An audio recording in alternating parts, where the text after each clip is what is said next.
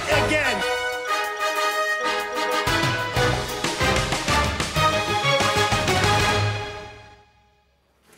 Muy buenos días, señoras y señores. Bienvenidos a la redacción abierta de la mañana en el Toro Televisión. Hoy ya sí, por fin, en nuestro set habitual y, si Dios quiere, para quedarnos. Además, estrenamos cámaras, así que nos van a ver mucho mejor desde casa. Comenzamos la semana hablando de economía. Por supuesto, parece ser que los ERTE se van a prorrogar hasta el próximo 31 de diciembre. Eso sí, la ministra de Trabajo, Yolanda Díaz, apuesta por mantener la prohibición de despedir a todas las empresas que se hayan acogido a los ERTE por fuerza mayor durante la pandemia. Además, los presupuestos generales,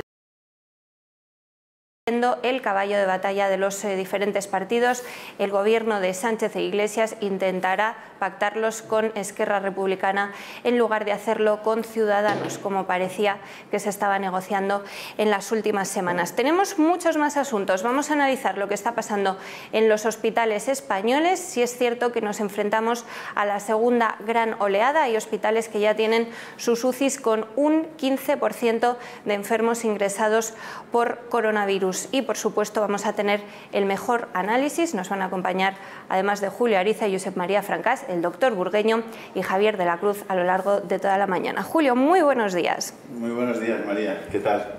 Buenos días, Josep María. Buenos días a todos ustedes. Un día más con nosotros. Solo tiene sentido que estemos aquí si ustedes están allí. Si ustedes no están allí, aquí estaríamos simplemente haciendo el ridículo, ¿no? Aunque sería muy grato, por supuesto, compartir tertulia con María y con Josep María. Hoy, además, es el aniversario de la conquista de Cádiz por parte de Alfonso X el Sabio. Un aniversario bonito y que viene a cuento de esa memoria histórica que parece que está todo el mundo con muchísimas ganas de recordar. Pues hay episodios en la historia de España, como esa conquista de Cádiz en 1262 por parte de Alfonso X el Sabio, hijo de Fernando III el Santo, y que constituyó un hito en lo que era la recuperación de la España que hoy tenemos, la España que hoy conocemos, que no se ha inventado ayer, sino que ya hay mucha gente y gente muy interesante, y sin duda alguna Alfonso X el Sabio, es uno de esos personajes de la historia de España que más interés pueden tener, y uno de esos hombres extraordinarios que fue capaz de conquistar Murcia, de recorrerse toda Andalucía, de tener una visión de lo que iba a ser España, de llegar al Atlántico, de la protección de toda aquella bahía, del control de lo que era la España musulmana hasta ese momento, porque los musulmanes habían tomado por la fuerza aquellos territorios. Así que con ese recuerdo a Alfonso X el Sabio y con el recuerdo a todos los que en nuestra España han sido a lo largo de los siglos y han hecho gestas importantes, pues podemos comenzar este programa que sin duda alguna da para mucho, y no sé si con 2 horas tendremos suficiente, José María. Esperemos que sí, si no hacemos un 2, mañana 2, 3. La ventaja que tiene eso de estar cada día 2 horas es que podemos mantener un cierto hilo, ¿no? Yo mañana, por cierto, la entrevista que sacaré es sobre algo de memoria histórica. ¿Ah, sí? Sí. Anticípanos un poquito. Bueno, es un catedrático de historia del CEU San Pablo, y entonces, pues nada, le pregunto sobre cosas de estas. Sobre todo sobre la sentencia esa que se produjo en la Unión Europea, donde se equiparaba nazismo y comunismo, se condenaba ambos y había conclusiones. Entonces yo le pregunto extrañamente por qué en España no tiene ninguna consecuencia esto, y hace alguna aportación interesante. Hoy además, María y todos nuestros espectadores, es 14 de septiembre y hay 2 cosas que me gustaría resaltar. La primera es que hoy se celebra la exaltación de la Santa Cruz. Es un día, por tanto, para la cristiandad extraordinariamente importante, y además para nosotros como empresa y como digamos como editorial y como empresa informativa, pues también felicitar a Mario Conde, que hoy cumple años. Así que desde aquí le enviamos a nuestro amigo Mario, que estará, yo creo que estará mañana con nosotros en este programa, le enviamos un fortísimo abrazo y nuestra felicitación. Le felicitamos amablemente a ambos. Y a todos los que cumplen años, por supuesto, hoy 14 de septiembre, que seguro que entre nuestros espectadores hay muchos que cumplen años. Seguro. Septiembre es fruto de la Navidad y en la Navidad no se sabe porque hay muchos frutos. La gente está contenta. Da muchos frutos. En Navidad la gente está contenta. Sí, por cierto, ya que he podido colocar, diré que la entrevista de hoy sí que es muy interesante, la que tengo en el noentiendonada.es, porque entrevisto al presidente del Tribunal Supremo de Venezuela, que evidentemente está en el exilio como todo el tribunal. Claro, por supuesto. El titular no deja de ser llamativo. Podemos surge del dinero sucio. Pues, de eso vamos a hablar también, porque hoy publica OK Diario como de la presunta financiación de Venezuela y Ecuador se quedaban Pablo Iglesias y sus compañeros en CEPS el 50%. Eso es tremendo. Pues nada, Podemos surge del dinero sucio, sí, presidente Tribunal Superior de Justicia de Venezuela. Tremendo, ¿eh? No está mal. No, la autoridad. Como titular no está nada mal. Hay otros titulares, no peores, pero en fin. Esperen en este programa titulares completamente diferentes a los que van a ver en el resto de las televisiones. Nosotros es que no somos como aquel, cuando ¿te acuerdas aquel capitán que reunía a la tropa y les contaba un chiste y todo el mundo se partía de la risa con el chiste del capitán y veía un tipo al fondo que ni se inmutaba, se quedaba... Y dice, ¿y usted por qué no se ríe? Dice, perdónenme, mi capitán, es que yo no soy de su compañía. Está bien. Pues eso. Por cierto, también habla de Delsi y dice que en las maletas, evidentemente los tienen juegan con el dato, me lo dice así, porque claro, no las he visto, de que llevaba lo normal, oro y dinero para regar a gobiernos amigos. Llevar oro en maletas es complicado, porque el oro pesa mucho, tiene un peso atómico muy alto. Sí, pero con 14 maletas puedes llevar, Sí, puedes llevar, sí, pero esa maleta no hay quien la levante. No tienes que llevar las 14 libras de oro. No, claro, si llegas un poquito en cada maleta, sí, pero vamos, si como llenes una maleta de oro, te aseguro que no la levantas. No la levantas. Vamos, por lo menos nosotros. No la levantas. Igual alguno de Ábalos que está más cachas, sí, ¿no? Pero... digo yo.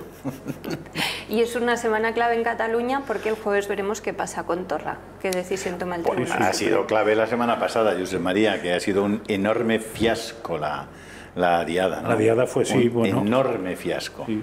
Es decir, en esa línea del CIS catalán, ¿no? El último CIS catalán, que ya le daba de nuevo un sorpaso clarísimo de la gente que no cree en la independencia de Cataluña sobre los que en Cataluña creen en la independencia. Yo creo que hay un cierto... Vamos a ver, cuando un catalán ve, por ejemplo, hay unas imágenes de Tossa de Mar, no sé si las tenemos y las podemos ver, pero hay unas imágenes del fiestón, la fiestuki que montaron en Tossa de Mar para celebrar la diada, que son verdaderamente 4 gatos, más bien gatas, porque supongo que eran gente mayor que estaba allí, bueno, pues que están en la cosa esa romántica, helderliniana, ¿no? Pero cuando tú ves que estando como está el país, económica y sanitariamente, la gente es capaz de ponerse a hacer el payaso de esa manera, dices, oye, esto aquí va a haber problemas psiquiátricos graves en el futuro, Si es que no los hay. Si es que no los hay, que probablemente los hay. Hombre, está claro que está cambiando el panorama general, pero yo tampoco me fiaría de todo eso porque no me fío no me fío de nadie, vamos. No me fío de la situación de la convergencia actual, no me fío de la situación de Esquerra. Como todos están pensando ahora en un tema electoral y entonces no se sabe por qué, están midiendo mucho sus movimientos, porque en simultáneo lo que no quieren es que pase nada en Madrid, no fuera caso que volviera a mandar otra gente. Yo creo que no están... Y hombre, y el virus que evidentemente a la gente normal le impresiona, sabiendo que Barcelona es de las ciudades que ha tenido más y Cataluña de las regiones que ha tenido más, de la segunda famosa ola esta, ¿no? Entonces yo no me guiaría mucho en eso. Sí que creo que ha afectado bastante el hecho de las empresas que se fueron y que no han vuelto y que eso se ha consolidado, y eso hace que me parece que miren a Madrid de otra manera. Hoy, si quieren ustedes estar verdaderamente bien informados y desde un punto de vista diferente, poniendo la lupa en temas que tienen interés de veracidad, les recomiendo Rebelión en la Granja. Les doy algunos titulares de ahora mismo, ¿no? Iberdrola asegura un sueldo de 240.000 euros al año al general Sanz Roldán, es jefe del Centro Nacional de Inteligencia. Está bien, ¿eh? Policías y guardias civiles protestarán este miércoles contra Sánchez por el tema salarial y por otras materias. Muere Severo Bueno, el abogado del Estado en Cataluña que denunció la inmersión lingüística, un hombre extraordinario. Ábalos rechaza a Ciudadanos y dice que lo deseable es que el Frente Popular apruebe los PGE. Alfonso X el Sabio reconquista Cádiz, que es la noticia que les daba yo, bueno, la noticia, el recuerdo histórico que les daba al principio como efeméride. Y un investigador de Oxford dice que su vacuna no estará lista hasta finales del 2021. Eso empieza a ser más razonable. Realista, sí. Eso empieza a ser más razonable en medio de tanta turbulencia, de tanto fake, de empresas que están lanzándose a decir cosas que no deberían hacer. Eso debería estar absolutamente prohibido. O sea, que las farmacéuticas anuncien que quizás ya están a punto de tal. Eso debería estar... Vamos, yo no entiendo cómo la CNMV u otros órganos reguladores no prohíben absolutamente ese tipo de información. Oiga, ¿pero qué están ustedes haciendo? Eso no es razonable, María.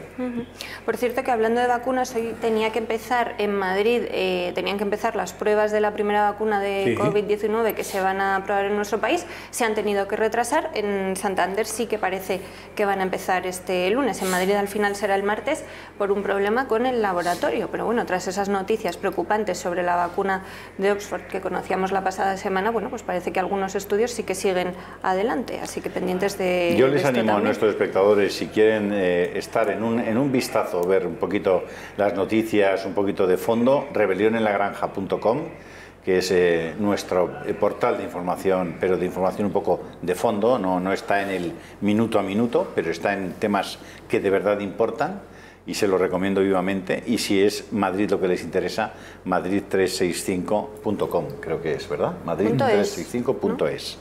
Son un poco, tanto a nivel nacional, a nivel general, rebelionenlagranja.com, no se lo pierdan, o Madrid 365, Madrid 365 con números.es. De todos modos, la noticia que ha dicho María me hace gracia porque yo la he ido en la 1 y era un poco distinta. Empieza la vacuna, las pruebas, o como se llame, en Santander, para mañana incorporarse a Madrid. Que no es lo mismo que en Madrid hemos tenido problemas y solo empezamos en Santander. O sea, daban como hecho de que pasaba como con los colegios, que era escalonada el inicio de la prueba. Por cierto, otra de las entrevistas que tengo en cartera, que ya saldrá, el médico, que es catedrático también, me dice que una vacuna dura 3 años.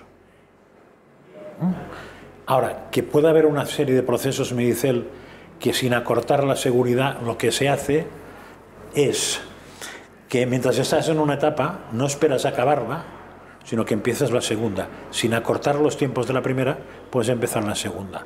De la misma manera que sabemos que han empezado a producir sin haber aprobado la vacuna, con lo cual puede ser que todo lo que produzcan lo tengan que tirar. Entonces, en ese sentido, en esos procesos que se llama de fast track, se podría cortar a 18 o 24 meses, o sea, a 2 años, o un poco menos. Con lo cual, en absoluto, en noviembre de este año, ni como dice Trump, ni en diciembre, como dice el gobierno español, en absoluto. Y esa semana tengo una entrevista con un conocido tuyo, que es con Casabona, que es una de Germán Stries y Pujol, sí, hombre, para preguntarle sobre esto. Un extraordinario investigador, sí, sí. Pues eso, hemos quedado el miércoles a las 6 para preguntarle sobre cosas de estas. Sí, aunque él me dice que no es experto en vacunas, ni mucho menos, vamos. Sí, bueno, pero supongo que además... Claro, aquí muchas veces en el periodismo ocurre que se habla de cosas y se tratan los temas con una cierta ligereza, sí, claro, cuando los problemas, cuando estás dentro de la problemática, resolverlos resulta mucho más complejo que simplemente opinar sobre cómo se resuelve, ¿no? Es decir, que hay que ser muy realista, y cuando haces críticas a las cosas que hacen los demás, pues hay que intentar hacerlas lo más medidamente posible, lo más serenamente posible, lo más razonablemente posible, ¿no? Porque criticar es lo más fácil del mundo. O sea, es que sales a la calle, no y empiezas a criticar a cualquiera por cualquier cosa, ¿no? En cambio, claro, la crítica a partir del conocimiento de uno mismo baja mucho de tono. Sí, cambia un poco. Es decir, que el autoconocimiento ayuda mucho a que la crítica sea más sensata y más razonable y más medida, ¿no?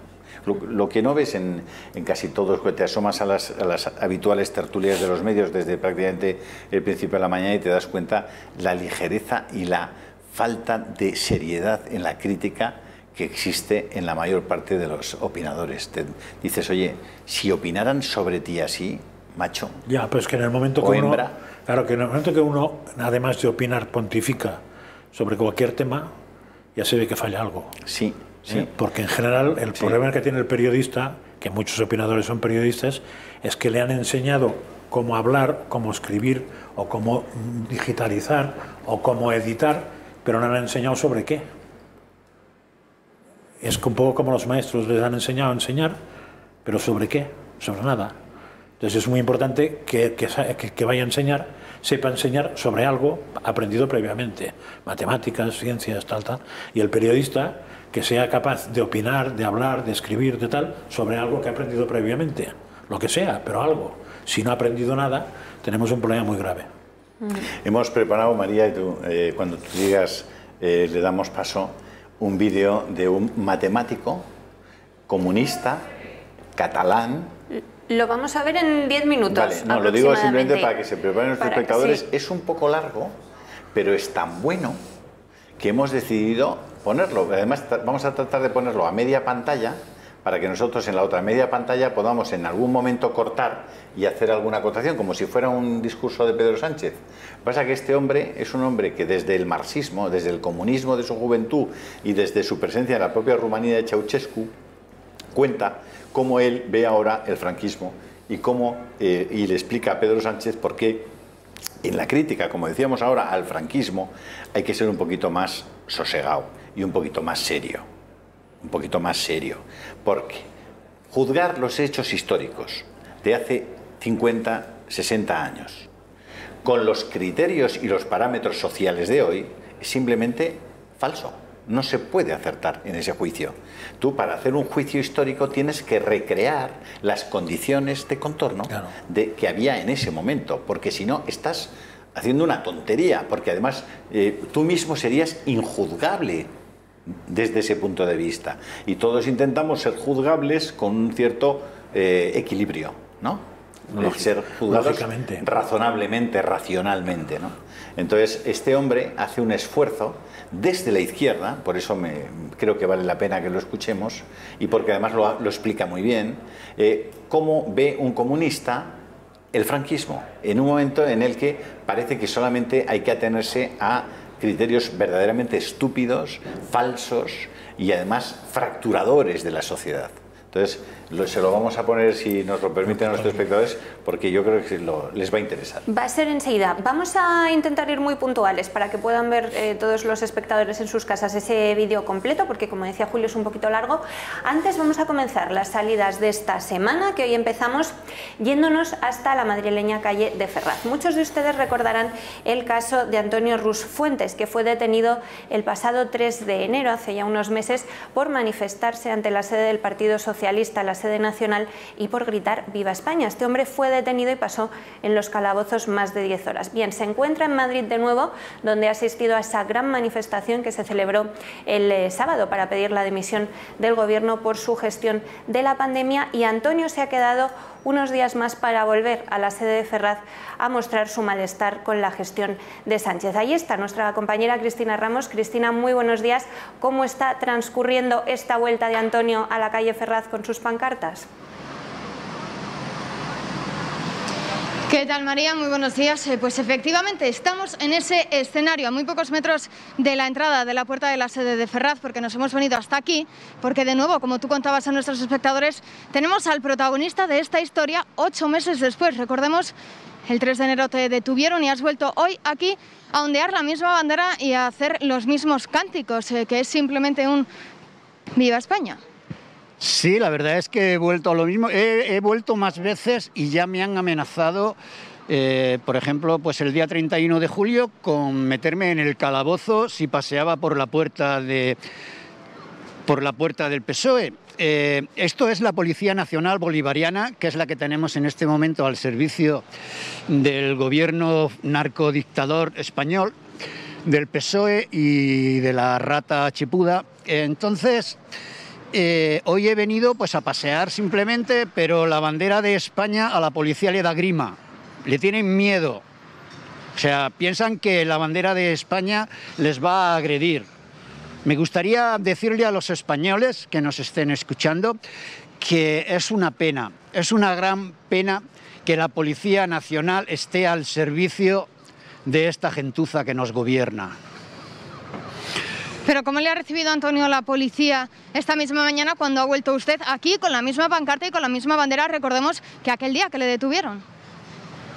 Pues la policía enseguida ha venido hacia mí, me ha echado literalmente, se han puesto delante de mí 3 policías nacionales, me han echado literalmente, me han dicho que no, que esto es una zona de seguridad y que puede pasar todo el mundo menos yo.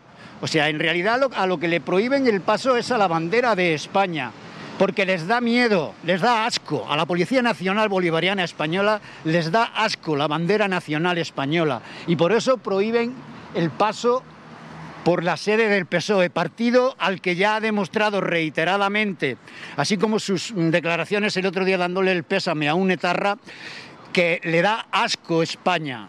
El señor Iglesias ya lo ha dicho literalmente, hay un vídeo donde dice que la palabra España le produce asco y ahora pues al PSOE pues les sigue dando asco y lo peor es que a la Policía Nacional Bolivariana esta misma bandera de España, la bandera legal, le produce asco y miedo.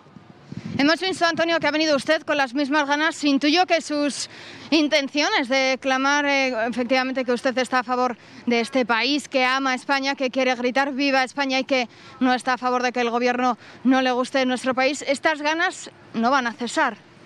No, por supuesto que no, no. Además, no solo va a ser hoy, van a ser más días. ¿Cuándo? Pues no lo sé. He venido a la manifestación del 12 de septiembre, el sábado, y bueno, pues he aprovechado, vengo de lejos, he aprovechado para venir esta mañana, entre otras cosas, a decirle al inútil del presidente del gobierno que ETA son asesinos, que los de ETA no son gente a la que se haya que darle el pésame, que hay que darle el pésame a las víctimas, cosa que ellos no se acuerdan. Ellos se acuerdan de darle el pésame a las víctimas de hace 80 años, pero no a las víctimas que ha matado ETA, sus amigos terroristas. Porque dime en realidad con quién andas y te diré quién eres, quiénes son tus amigos y en ese momento yo te diré cómo eres tú. Y si el PSOE tiene de amigos a los terroristas de Bildu, pues me imagino que en el PSOE habrá algún resquicio, lo pongo entre comillas y lo supongo y digo supuestamente, de terrorismo, de aquel terrorismo que el mismo PSOE hizo en el año 34 al 36, 37 en España. Pero déjame preguntarle, Antonio, como ha venido ya usted aquí a las puertas de la sede de Ferraz o en los alrededores porque no le han dejado acercarse, ¿cree usted que esta actitud de la policía es porque está al servicio de las órdenes del gobierno o al servicio del ministro Marlaska? Claro, es totalmente seguro. O sea, vamos a ver, tanto por la acera del PSOE como por la acera de enfrente, puede pasear todo el mundo, puede pasear quien quiera. Ustedes mismos han estado ahí en la fachada del PSOE y nadie les ha dicho nada. Y sin embargo yo ha sido llegar con la bandera, no me han dejado ni montar lo que tengo y ya me han echado. O sea, primero me han dicho, vete a la esquina. Cuando he llegado a la esquina me han dicho que no, que más lejos. Normalmente, cuando vengo, porque he venido muchas más veces, pues me dicen, vete a la acera de enfrente. Hoy, pues como se puede comprobar, está la policía evitando, y como tengo algún vídeo, evitando que yo también pasee por la acera de enfrente. Claro que es contra mí, porque son órdenes. La policía bolivariana está a las órdenes del ministro Marlaska, de la ministra Marlaska, ministra Marlaska. Como estamos en directo, sí, María, te escucho. Le voy a contar a Antonio que efectivamente estamos en directo en la redacción abierta de La Mañana y parece que Julio Ariza y María Durán quieren hacerte alguna pregunta. Como me la chivan por el pinganillo, se lo digo y les responde. Dime, María. Sí, bueno, nosotros, perdóname, María, solo un segundito, nosotros no podemos aceptar que se califique a la Policía Española de bolivariana porque no lo es. Otra cosa es que los policías, que son funcionarios, tienen la obligación de cumplir las órdenes y es lo que hacen. Es evidente que no son órdenes correctas, puesto que en ningún caso se debería impedir que alguien simplemente con la bandera de España pasee por allí, pero de allí a considerar a nuestra policía como bolivariana, pues va un trecho enorme.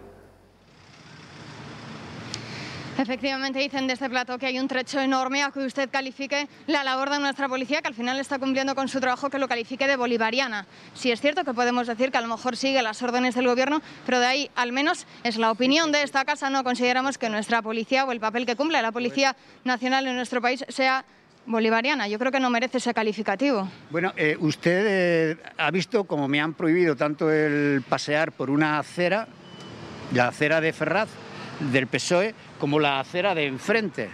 ¿Ustedes consideran que esto es normal en una Policía Nacional normal, con el artículo 19 de la Constitución diciendo que yo tengo derecho a pasear siempre y cuando no hayan, por ejemplo, como en Galapagar, vallas? Siempre y cuando no haya... ¿Es usted consciente que aquí se reúne el presidente del gobierno con todo su equipo de ministros y tiene una seguridad más alta que en el resto de otras ubicaciones? Bueno, es que el presidente del gobierno también tiene Moncloa para reunirse, o sea, ellos no pueden cortar. Esta es la sede del partido. Sí, esto será la sede del Partido Socialista, pero eso es una organización. O sea, ¿por qué va a tener esta organización más derechos que yo? ¿Por qué? Él no viene aquí en nombre como presidente del gobierno, él viene aquí como Pedro Sánchez. El presidente del gobierno, además, él siempre separa el papel del presidente del gobierno del papel de Pedro Sánchez. Y por lo tanto, Pedro Sánchez es el que está ahora mismo, si estuviese, Pedro Sánchez es el que está ahí, no el presidente del gobierno. Está como jefe de ese partido político, que no tiene, ese partido político no tiene ningún derecho más que yo. O sea, si ese partido político tiene, los militantes tienen derecho a pasear por esa acera, yo también. Porque soy español al igual que ellos, como mínimo. Y si no, soy un ser humano, que tanto que defienden ellos, que todos los seres humanos somos iguales, desde la condición, religión, raza y demás, pues ¿por qué yo no puedo pasear por allá? ¿Por qué a mí me aplican la seguridad? ¿La seguridad qué seguridad? ¿Es que acaso yo alguna vez he provocado algún altercado de las 1000 veces que he estado ahí? ¿Alguna vez o han sido esta policía la que ha provocado el día 3 de enero el altercado aquel, llevándome a mí al calabozo? Y luego en el juicio, en realidad, es que el juez no dijo absolutamente nada, simplemente me dio de alta, como se dice, y ya está. Vamos a regresar a plató. María, no sé si tienes alguna pregunta más o alguna aclaración de todo este discurso que nos ha dado Antonio. Bueno, Cristina, pues dale muchísimas gracias a Antonio. Por supuesto, tiene razón al considerar que él está libre de pasear por la acera, como están haciendo el resto de ciudadanos, faltaría más, y también puede tener la opinión que quiera de la policía, simplemente que en ese detalle pues no estamos de acuerdo las personas que estamos sentadas en esta mesa. Os vamos a dejar porque tenemos que hacer una pausa, Cristina, a ver si podéis pasear y si estando nuestras cámaras delante, efectivamente podemos captar el momento en que la policía le prohíbe a Antonio pasear cerca de la sede. Gracias. Gracias, María. Luego volvemos a conectar con vosotros. Vamos a hacer una pausa, como les decía, tienen 3 minutos aproximadamente para llamarnos, si así lo desean. Hoy ya les he dicho que estamos estrenando cámaras, nos estarán viendo mucho mejor en casa, así que les damos las gracias a todos los miembros del club que están detrás de nosotros, que apoyan nuestro trabajo para que lo sigamos haciendo, para que sigamos mejorando y cada vez seamos más, ellos y nosotros. Y aprovecho y les recuerdo que en estos 3 minutos, además de darse de alta en el club de amigos, pueden llamarnos para solicitarnos la colección, por ejemplo, de la beata Ana Catalina Emmerich. Yo tengo uno de los 5 tomos en mis manos, saben que son 5 libros en los que se recogen sus visiones y revelaciones completas y que, como les hemos dicho en tantas ocasiones, leer cualquiera de estos libros es ver la Biblia por dentro y con todo lujo de detalles. Además, para conseguir la colección de la beata Ana Catalina, en la colección, el lote España en el corazón, o simplemente darse de alta en el club de amigos para disfrutar de todas sus ventajas, pues lo pueden hacer llamándonos al teléfono que van a ver en sus pantallas, que es el 916-2464. Nos puede... 616-2464. Sí, qué lío. Nos pueden escribir un email o entrar en nuestra página web clubdeamigos.eltorotv.com. Espero que todas aquellas personas que todavía no han llamado tomen conciencia de lo importante que es que haya voces libres, capaces de defender en un momento determinado sus derechos. porque con comportamientos como el que está teniendo algunos policías en este momento en la calle Ferraz, esos comportamientos extrapolados al resto de la población hacen que no se aplique la misma ley y en la misma medida a todas las personas. No es razonable que una persona, por llevar una pequeña pancartita con una bandera de España, no pueda ni siquiera pasear por la acera de enfrente. Eso no es razonable, no está en ninguna ley escrito. Y por tanto el comportamiento de la policía es una extralimitación de sus funciones como policía. Yo desde luego para nada calificaría a nuestra policía de bolivariana, porque no lo es, porque hay unos elementos en la Policía Nacional, en la Guardia Civil, en nuestros cuerpos y fuerzas de seguridad del Estado extraordinarios y con un sentido de defensa de la libertad de los ciudadanos extraordinario, y por tanto una cosa es que en este momento estén obligando a esos policías a un comportamiento que claramente se extralimita de sus funciones jurisdiccionales, constitucionales y sus funciones como policía, y eso es otra cosa, eso es otra cosa. Y luego yo soy partidario de no insultar. Es decir, yo llamar chepa, rata, chepuda a alguien, pues yo no lo voy a hacer nunca. Y cuando lo escucho en otras personas, creo que el insulto siempre deslegitima la crítica y hace que quien critica pierda su credibilidad, pierda su legitimidad. Yo creo que hay que tratar de contener siempre la crítica, aquilatarla a las cosas que son, a los hechos, denunciarlos con seriedad, con severidad, pero en ningún caso insultar a la gente. Y desde ese punto de vista yo le pediría a Antonio que, si no quiere perder la razón, cuando practique la crítica lo haga con el respeto, la educación y digamos, con las formas que son propias de gente civilizada y educada. Josep María. Yo me vine de lejos, pero me enseñaron a calificar y criticar a los comportamientos y no a las personas. Por tanto, el ejemplo más fácil, yo no diré que la policía es bolivariana, pero sí puedo decir que los comportamientos que hoy ha tenido lugar o han tenido esos policías son comportamientos bolivarianos, porque para mí lo son, y no se ajustan a ley, porque no se ajustan a la ley. Pero eso es una cosa, y otra cosa es entrar en el calificativo personal, que siempre acaba en un insulto, y como bien dices, Julio, como mínimo lo que hace es anular completamente si tienes la razón o no, porque en el momento que insultas ya no la tienes, la pierdes, la podías tener, pero la pierdes. Con lo cual el argumento es muy fácil: critiquemos los comportamientos, pero dejemos al margen a las personas. Pues vamos a hacer esa pausa de 3 minutos que yo les decía, y a la vuelta veremos el vídeo del que hablaba Julio al iniciar el programa. Hasta ahora.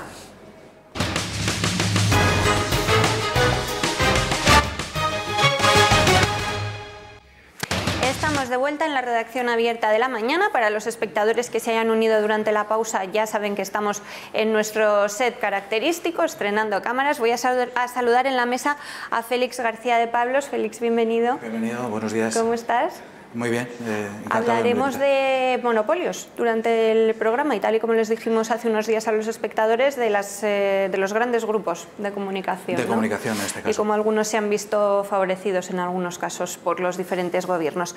Y Julio, vamos a dar paso ya a ese vídeo de un matemático catalán, excomunista, como cuenta él en el vídeo, que publicaba en las redes sociales el pasado mes de abril. Algunos de ustedes ya lo habrán visto, pero que esta semana, bueno, por las novedades que les venimos contando en las leyes relativas a la memoria histórica, pues volvía a hacerse viral. Tiene bueno, creemos que interés para todos nuestros espectadores, porque le da una clase de historia al presidente del gobierno, Pedro Sánchez. Vamos a verlo y lo iremos parando para que podamos, de la mano de nuestros analistas, hacer los comentarios y aportar también más explicaciones. Bueno, buenas noches. Voy a intentar hacer un vídeo dedicado a nuestro presidente Pedro Sánchez, al que le deseo que lo haga muy bien. No me fío un pelo, pero bueno. Presidente, usted ha iniciado una guerra contra el general Franco. Usted piensa que nadie queremos al general Franco, que nadie nos acordamos de él. La verdad es que no nos acordamos. Pero usted lo ha traído otra vez a la historia. Él estaba muerto y bien muerto, pero usted lo ha resucitado. Yo deseo que usted le llegue a él, en el plano social, que le llegue a él con que le llegue a ser la 10ª parte de lo que hizo él, ya me conformo. Le voy a contar un poco cómo fue esta historia, aunque usted lo sabe. A Franco le debemos cada español una media de 20 años de vida. 20 años de vida. Mire, presidente, en el año 1930, no voy a meter el tema de la República. En 1930 usted puede ver aquí que la esperanza de vida de los españoles era alrededor de 50 años. Y cuando él murió, la esperanza de vida era de 70 años. Luego Franco, el franquismo, nos regaló a cada español 20 años de vida. Usted puede pensar que es que en aquella época todo el mundo se moría a los 50. Pero, presidente, nosotros nos moríamos mucho antes que el resto de los europeos. Le voy a poner esto bien, perdone que voy al revés. En 1930, esta era la esperanza de vida de los españoles. 10, 15 y hasta 20 años menos que las de los europeos. Y cuando él murió, ya estábamos a la par. ¿Sabe usted por qué nos moríamos? Nos moríamos porque nosotros tenemos un país que usted conoce mejor que yo, que es un país eminentemente agrícola, y cuando había una sequía o cualquier problema, pues no podíamos comer. Nos moríamos de hambre. Ya lo ve. Nos moríamos mucho antes que cualquier europeo. De hecho, sacábamos a la Virgen cuando había sequía. ¿Vale? La primera cosa que hizo el genocida, genocida malo, Franco, malo, es esto: pantanos. Él hizo, creo que son 280 pantanos. Este es uno que está cerquita de mi pueblo. Los pantanos nos dieron agua y electricidad. Hizo también el trasvase Tajo Segura. Presidente, a ver si usted hace el trasvase del Ebro. Como dicen los mexicanos, ¡échele huevos! ¡Haga el trasvase del Ebro! Él hizo 280 pantanos, yo le voy a pedir a usted que haga 280 pantanos. Con que haga usted el trasvasito del Ebro, ya me conformaría, para poder llegar a la suela de los zapatos del general Franco. Pero antes de hacer en los pantanos, nosotros vivíamos de esta manera. Teníamos nuestros burrillos. Los pobres campesinos, como mi abuela la gallega, la pobre, o mi abuelo el castellano, intentaba que sus hijos no se murieran de hambre. Trabajamos, como usted bien sabe, en el campo de esta manera. Prácticamente no había mecanización ninguna. Y nuestras pobres madres y abuelas tenían que lavar aquí llenitas de porquería. Nos moríamos por falta de comida y nos moríamos por falta de higiene. Luego el general Franco nos dio agua y electricidad. Y estas madres dejaron de lavar aquí. El agua corriente. Estas madres, como la mía, dejaron de ir a la tiendecita, las pobrecillas. Yo he ido con ella, con mi madre, a decir, medio kilo no sé qué, 1 kilo no sé cuánto. Pobrecita, apúntemelo, ¿vale? Yo soy de familia muy humilde, ¿eh? Nieto de campesinos, hijo de tabernero, que trabajó desde los 12 años en la taberna familiar. Nada especial, presidente. En aquella época todos los niños trabajamos ayudando a los padres. Ni estamos traumatizados, ni nos pasa nada, ¿eh? Había que currar y currábamos. Una vez que nos dio el agua, él hizo la concentración parcelaria, porque sus palmeros de la sexta y demás lameculos que tiene usted rodeándole, nunca hablan de esto. Vimos llegar a nuestros pueblos una serie de ingenieros agrícolas que empezaron a concentrar las distintas parcelas para poder mecanizar el campo. De hecho, la primera vez que yo vi una cosechadora en mi pueblo, salimos todos porque aquello era, bueno, como si hubiera llegado de Marte. La cosechadora. Le repito, agua, electricidad, concentración parcelaria, mecanización del campo. Faltaba también el tema de la higiene. El tema de la higiene es un tema fundamental. Yo nací en mi casa, había muchos niños que nacían en su casa y se morían por falta de higiene y por falta de medios y por falta de todo. Y hubo unas falangistas, supone usted, joder, asesinas, horrible estas falangistas, que se llamaban la sección femenina. Estas señoras fueron por los pueblos enseñando higiene a los niños. Estas señoras, en vez de quedarse en su casa o apuntarse al partido para chupar del bote, como las hay ahora, así, o formar una ONG para defensa de no sé qué, ellas iban por los pueblos a enseñar a nuestras madres y abuelas que la higiene era fundamental. La higiene y la alimentación. Estas señoras tan malas, tan fatales, falangistas eran, fíjense, eran malas. Celebraban el Día de la Madre. Nos inculcaron que había que respetar a nuestras madres. No como hacemos nosotros ahora muchos, que las mandamos a residencias. Incluso algunas pobrecitas abuelas se mueren en su casa y se enteran los vecinos cuando huelen mal. Nos educaron en valores, respetar a los mayores, el esfuerzo, el respeto, la dignidad del trabajo bien hecho. Esto nos lo enseñaron ellas. Ellas y nuestros maestros en las escuelas. Y estas señoras combatieron las diferencias sociales. Aquí tiene usted, presidente, buscaban la igualdad. Ellas sabían bien que la igualdad entre el hombre y la mujer se conseguiría cuando la mujer tuviera medios económicos y cuando la mujer trabajara. Y para trabajar sabía que tenía que estar preparada. Un largo camino de la liberación de la mujer que no terminaron de conseguir ellas y que todavía nosotros tenemos que trabajar mucho en ese sentido. Nos había dado agua, nos había dado luz, nos había dado comida, nos había dado higiene, el genocida, y nos dio educación. El genocida hizo escuelas, institutos, colegios mayores, colegios menores, puede usted verlos en internet, y hasta universidades laborales para los hijos de los pobres. Eso sí, había que sacar un 7, había que estudiar, ¿no?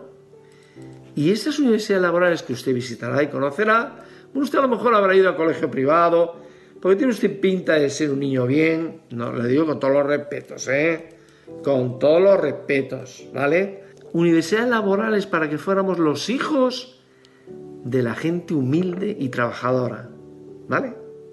Tiene usted la de Cheste. Yo he visto la universidad que está en Oviedo, me parece que está en Gijón, la Universidad Laboral de Gijón, donde usted visítela. Y por cierto, ocúpese de mantenerla, que creo que está medio destruida, donde ponían los asientos de caoba para que nos sentáramos ahí los hijos de los obreros. Repito, presidente, ya teníamos educación, teníamos un medio de poder progresar. No contento con eso, nos hizo 4 millones y pico de viviendas, ¿vale? 4 millones y pico de viviendas. A pagar un 10% del salario. Usted ahora se le llena mucho la boca de la vivienda para jóvenes. ¿Cómo vivienda para jóvenes? Mucho bla, bla, bla, bla, bla, bla, bla. ¿No le da vergüenza, presidente, que nuestra juventud tenga que pagar 400 o 500 euros por vivir en una habitación en Madrid o en Barcelona? ¿Es que usted no puede hacer que construyan viviendas en alquiler para la gente joven? Él construyó 4 millones y pico de viviendas que nos dio a los obreros por un 10% del salario, es decir, por los 100 euros actuales al mes. A mí me dio una en Ciudad Badía. Ahora ya en Badía del Valle. Usted puede visitarla. Está cerca de Barcelona. Mire, aquí, en Badía del Vallés. Toda una ciudad enorme, enorme. con guarderías, piscinas, el genocida. Esto, lo que hacía él. Por eso digo que yo le deseo que usted le llegue a la suela de sus zapatos. A los hijos de los obreros los metió en campamentos para sacarlos de las ciudades. Yo conozco el campamento de Benicàssim, usted puede ir a Benicàssim, donde los hijos de los obreros les enseñaban hasta vela, ¿vale? O sea, que este señor era mucho más socialista que usted. Yo me alegraría que usted fuera igual de socialista que él, ¿eh? Que echara huevos y hiciera el trasvase del Ebro, que hiciera las viviendas para los jóvenes, que evitara que nuestros jóvenes salieran fuera del país después de estar preparados, miles de médicos y de científicos, ¿vale? Que evitara usted que hay tantos miles de españoles que su amigo Zapatero con la crisis los echó del mundo laboral y viven en las calles. Yo hablo con ellos. Me encantaría, presidente, ¿eh? Yo sé que este vídeo no lo va a ver ni Dios, pero a mí me gustaría estar equivocado. Ahora, tiene usted una pintilla, no sé, no le voy a quitar toda la confianza, pero no sé. Habla usted siempre de Franco y de Hitler. Franco, hubo una represión, ¿eh? Lo reconozco. Eso no lo voy a negar. Si hubieran ganado ustedes, joder. Yo estuve en la Rumanía de Ceausescu. En la Rumanía de Ceausescu. Mejor. Vamos, fuimos un avión. Yo era comunista en aquella época, ¿eh? Fuimos a ver lo que era el comunismo. En Brasov, un señor dijo, ¿ustedes qué hacen aquí? A ver el comunismo. Nos dijo, tutto parole. Cuando volvimos a Barcelona, aplaudimos y éramos todos comunistas, ¿eh? Bueno, aquello mejor no hablar. Usted compara siempre, bueno, sus palmeros, porque usted tiene mucho palmero y mucho lameculo. En el momento que usted deje el poder, le van a sacar los ojos, ¿eh? No se fíe, ¿eh? Mire usted que yo hace 44 años que murió el general, no me acordaba de él, ¿eh? Y ahora le estoy defendiendo. No lo diga usted cuando se muera. Cuando deje usted el poder, no se va a acordar usted ni Dios, ¿eh? Ya se lo digo yo, ¿eh? Hombre, espero que lo haga usted bien y que alguien se acuerde. En su familia sí, pero de los demás no sé yo. Espero que se acuerden de usted. No me compare usted a Hitler con Franco. No. No me lo compare. Mire, Hitler mató 6 millones de judíos, ¿verdad? Franco salvó a 15.000 judíos. 15.000. Claro, la propaganda vuestra, habláis de Schindler, este señor que salvó 1.500. Este señor salvó 15.000 judíos. Franco está muy bien visto en la comunidad judía. Si no se fía usted de mí, mire usted, aquí hay un libro escrito, debe de ser inglés o americano, debe ser judío, ¿eh? Aquí tiene usted los nombres de los 15.000 judíos que salvó Franco. Luego no me compare usted Franco con Hitler. Ni tampoco me compare usted la democracia alemana con la democracia española. Después le voy a explicar a usted, yo sé que usted sabe mucho más que yo, ¿eh? Usted sabe mucho más que yo. Usted ha ido a buenos colegios, yo he ido a una escuela pública y seguro que usted sabe más que yo. Comer más que yo seguro, ¿eh? Saber también estoy convencido. Mire usted, esto es lo que hicieron estos señores. Por cierto, presidente, este hombre hizo las pagas extraordinarias, hizo un montón de cosas buenas, ¿vale? Le voy a poner, luego le explicaré un poco el tema de los datos, ¿vale? Mire usted. Y por último, aquí dejó Franco, mire, aquí estamos, mire usted, aquí. Franco nos dejó un 4% de paro. 4. A ver si consigue usted dejarnos un 4% de paro. 7% de deuda pública. A ver si consigue usted 7% de deuda pública. Luego todo esto fue el paro de los presidentes, del cual el mejor de la democracia, yo no sé si lo he dicho, a mí me parece Felipe González, no voy a hablar, pero es así. Le voy a dar a usted algunos datos. Era esta ecologista. Bueno, nos quedan aproximadamente 4 minutos para finalizar este vídeo tan interesante. Los tendremos que ver a la vuelta de la pausa, Julio, pero realmente la explicación merece la pena. Ya lo dirá es que hay Josep poco que María añadir. con más precisión que yo, pero vamos, no se puede dar una explicación más equilibrada, respetuosa, inteligente y matemática, porque este señor es un matemático que te da simplemente datos. Entonces, cuando te dan datos hay poco que discutir. Luego las valoraciones las hace cada uno, pero ahí están los datos. Y yo María, como están empeñados en memoria histórica, creo que tenemos que darles memoria histórica. Y hay una cosa que dice que me parece que es muy importante. Dice, ¿hubo represión en el franquismo? Sí. ¿Hubo represión dura a veces e injusta? Sí. Dice, pero solamente piensen en qué represión hubiera habido si hubieran ganado los comunistas. Yo estuve en la Rumanía de Ceausescu y sé qué tipo de represión y qué hacían cuando ganan los comunistas. No nos abandonen, porque a la vuelta seguiremos con este vídeo y, por supuesto, todos nuestros analistas podrán comentarlo largo y tendido. Hasta ahora.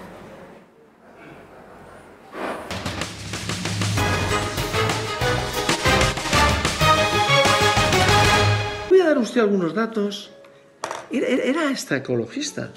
Le voy a dar a usted algunos datos para que usted lo mire. La superficie de riego en España en el 1940 era 83.000 hectáreas. En 1970 era 1 millón. Presidente, usted me parece que es economista, ¿no? De matemáticas algo sabe.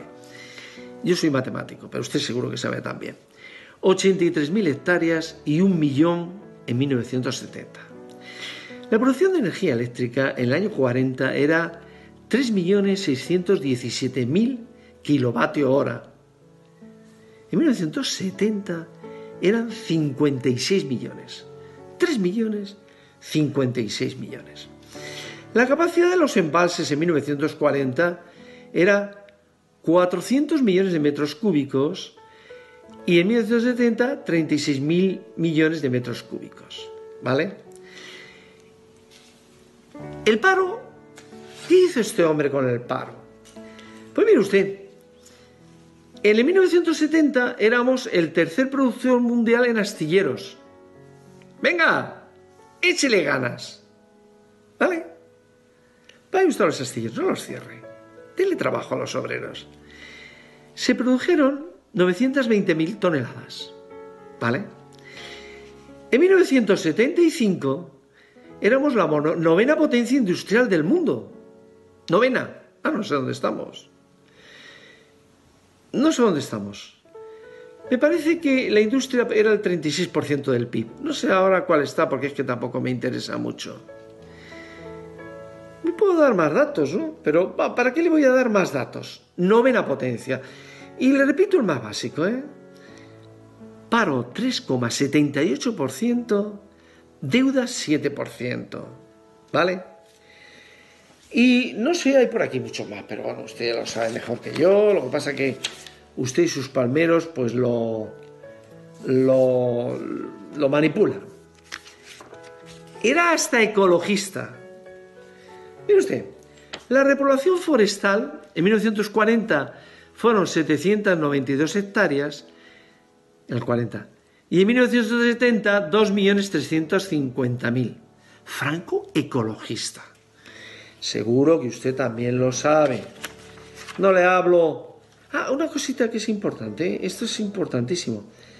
No había declaración de la renta, no se podía cortar la luz a ningún español, no había desahucios y no se pagan impuestos. Eso sí, había pocos políticos. ¡Échele ganas! Quiten los políticos de las autonomías. Quiten todos los chiringuitos que han montado. Ocúpese usted de que todo ese dinero vaya al pueblo. Ahora le ha salido a usted lo de Andalucía. Anda que... Más que socialistas, socialistillos, ¿vale? Bueno, pues ya está.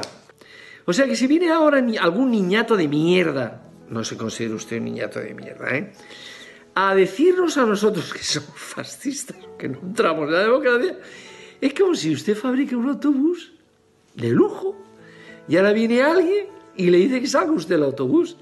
Anda, niño, anda, que te folle un pez. Perdóneme que hable así, pero es que me hace mucha gracia. Esas cosas me hacen mucha gracia. Y usted sabe mejor que nadie que la democracia... Este señor, usted lo sabe, ¿no? Este era franquista, ¿Vale? Y este señor se llama Fraga Iribarne, ¿verdad? Y este señor, Santiago Carrillo, ¿verdad? De los 4 comunistas que había por allí. Por cierto, yo en aquella época era comunista y unos de Fuerza Nueva me sacaron una pistola, para que usted se haga la idea de dónde viene la cosa. Esta es la democracia. Aquí se había conseguido el perdón. Es lo que más trabajo nos costó, 40 años de perdón. O sea, presidente, le ruego que no nos meta el odio, porque no lo va a conseguir.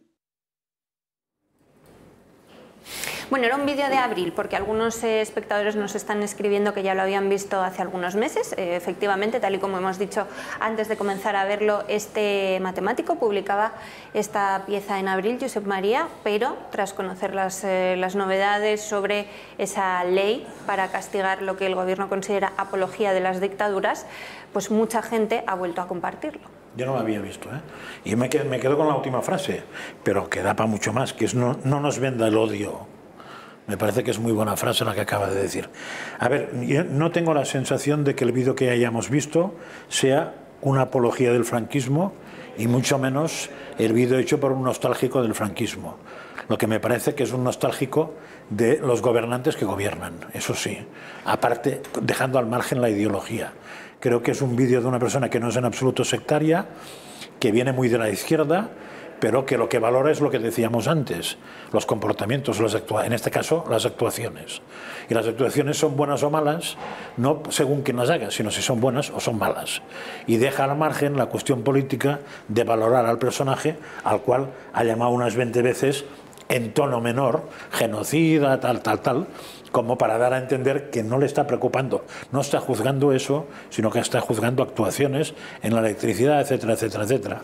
Hombre, y algunas cosas sí que hay que reconocer que son muy chocantes, como la mayoría de cosas que ha hecho, desde la universidad laboral hasta que construyó 4 millones de viviendas, etcétera. Es decir, es evidente, creo, que incluso los más de izquierdas, si son justos, lo valorarán, que durante el franquismo España sale de una guerra civil y sin el famoso Plan Marshall es capaz de equipararse a Europa. No siendo la primera potencia, pero en fin, situándose en un sitio que nos gustaría estar. Yo creo que eso es una cosa que es evidente, ¿no? Bueno, ya el comienzo es muy interesante, ¿no? Porque él parte de decir, bueno, este señor nos regaló 20 años de esperanza de vida media a todos, ¿no? Y explica cómo en los años 50, en los años 40 la esperanza de vida eran 50 años para un español y en los años 70 cuando se va Franco, cuando se muere, resulta que había crecido 20 años la esperanza de vida. Es muy interesante el dato porque te dice, bueno, es que en esos años la esperanza de vida en Europa era como en España. No, era 20 años más. Entonces, ¿qué ha pasado? ¿Por qué España pasa a ser un país de primera en ese sentido, ¿no? Y en este momento con la esperanza de vida más alta del mundo? Entre otras cosas porque hasta que llega ese momento, estos años 40, hasta que llega Franco, efectivamente la gente se moría de hambre, y se morían por falta de higiene. Y esos dos elementos que eran básicos, el franquismo y quien aplica las políticas en ese momento concibe estrategias a largo plazo y hacen pantanos. Y con los pantanos llega el agua, llega la electricidad y llega la higiene a este país. E inmediatamente crece extraordinariamente la pervivencia, la supervivencia de los españoles, entre otras cosas porque disminuye muchísimo la mortalidad infantil, la mortalidad neonatal. Entonces, ese dato yo creo que me parece relevantísimo, y luego ya va haciendo un paso pues por la concentración parcelaria, por cosas que en este momento es inimaginable que alguien las cuente, pero que están ahí, que son verdad y que supusieron una parte de la vida de España importantísima y unos avances extraordinarios en la vida de España. Muchas de las cosas que hoy se apropia para sí en su paternidad el socialismo son simplemente creaciones del franquismo, que desde el punto de vista, como dice muy bien este señor, era mucho más socialista que los socialistas de hoy, sin duda ninguna. Creo que estas cosas las tenemos que dar, nosotros las tenemos que explicar, y no es una apelación a recuperar el franquismo, es una apelación a recuperar la verdad de las cosas. No, la verdad, y el hacer las cosas, en teoría, algunas muy bien hechas, porque tampoco hay que olvidar que es muy difícil encontrar ahora mismo alguna actuación que no tenga su base inicial en el franquismo, en aquella época. Ahora también es verdad que es muy difícil encontrar que esas cosas no se hayan encarecido, y no precisamente en la medida que han mejorado. Es decir, lo que, por ejemplo, la educación, si no fue universal, casi lo fue. En aquella época la sanidad, si no fue universal, es que no me atrevo a decirlo porque no me acuerdo, casi lo fue, porque la gente normal no teníamos ni problemas de poder ir a asistir a un instituto de estudiar. Sí, pero tenías que sacar un 7. Eso lo sí, digo sí, porque claro. yo iba a un colegio que era el de los hermanos maristas en Pamplona y tenía beca. Y la beca la tenía en la medida en que obtenía determinadas notas. Claro. Es decir, que había un estímulo a hacer las cosas bien, a estudiar, ¿vale? Yo me acuerdo esforzarse. Haber estado en un instituto público, con lo cual el coste era mínimo, y por ejemplo me acuerdo de lo que me costaba la universidad, que eran 4.000 pesetas por curso. No, perdón, 1.400 y pico, porque era como el SEAT, aquel que había en 1.430, era lo que costaba. Eso era un curso, bueno, con lo cual la gente podía estudiar y además había becas, claro. Lo que hemos hecho es encarecer la enseñanza, probablemente universalizarla, bajar el nivel y encarecerla. Josep María, muchísimas gracias. Te tenemos que despedir porque estás trabajando en esas entrevistas que nos has adelantado y que contaremos con todo detalle a los espectadores en los próximos programas. La de mañana también sale una valoración del franquismo muy breve, pero sale. No te vayas todavía, no te vayas, por favor. Me voy. Me voy. Hasta mañana. Enseguida abrimos bloque económico. Gracias, Josep María. Félix, se hablaba, entre otras cosas, de energía. En este vídeo. Sí, partíamos ya en la época históricamente de un déficit extraordinario durante los años 40 en la producción de energía eléctrica, y bueno, pues el régimen de Franco fue consciente de ello en el aumento de la producción de energía con la creación de salto de agua y la potenciación de la energía eléctrica. Por tanto, yo creo que el pueblo español tiene que saber con objetividad, conocer su historia y no prohibirle el conocimiento de los aciertos o las desventajas o el conocimiento real de su historia, y no prohibir la libertad de expresión y la libertad de conocimiento de nuestra historia, ¿no? Lo creo que es fundamental. La pasada semana, Félix, y hoy lo hemos recordado también, hablábamos de los grandes grupos de comunicación, de cómo se han visto favorecidos en nuestro país por los últimos gobiernos hasta casi alcanzar un monopolio, y tú has publicado recientemente un informe sobre esto, una investigación. Sí. Partíamos ya de el Estatuto de Radio y Televisión Española, que otorgaba la concesión, la consideración del servicio público de televisión como servicio público, y se lo concedía a Radio Televisión Española. Posteriormente el Tribunal Constitucional se pronunció sobre la libertad que hablábamos ahora, la libertad de expresión, de información, y admitió, por supuesto, que en la Constitución se admitía la existencia de televisiones privadas. Por tanto, se aprobó en 1988 la Ley de Televisión Privada. Se concedieron 3 licencias. En principio se presentaban 4 grupos de comunicación, pero el gobierno, en este caso del Partido Socialista, se lo dio a los grupos más afines, que fueron Antena 3, que es el grupo que estaba más adelantado en este tema, a Telecinco, y el tercer lugar a Sogecable, a pesar de que no reunía los requisitos, porque era una televisión de pago y no cumplía los requisitos de la oferta de las concesiones, ¿no? Pero bueno, se dio a esos 3 grupos de comunicación y por un acto que podríamos considerar en parte arbitrario, ¿no? Pero el Estado continuó con este tipo de políticas y bueno, con posterioridad pues ha concedido una nueva licencia de televisión a La Sexta y permitió en abierto a la 4, ¿no? Pero el Estado no se conformó todavía con todo esto, sino que permitió que Telecinco se quedara con la 4 y que La Sexta se integrara en Antena 3 Televisión, con lo que se ha conseguido la formación de un duopolio privado entre Antena 3 y Telecinco, que domina el mercado publicitario, controla con Televisión Española aproximadamente el 70-80% de la audiencia y la mayoría del mercado publicitario, puesto que Televisión Española ha renunciado a competir y han renunciado a la emisión de publicidad, ¿no? Bueno, le obliga también la ley de financiación de Radio Televisión Española, ¿no?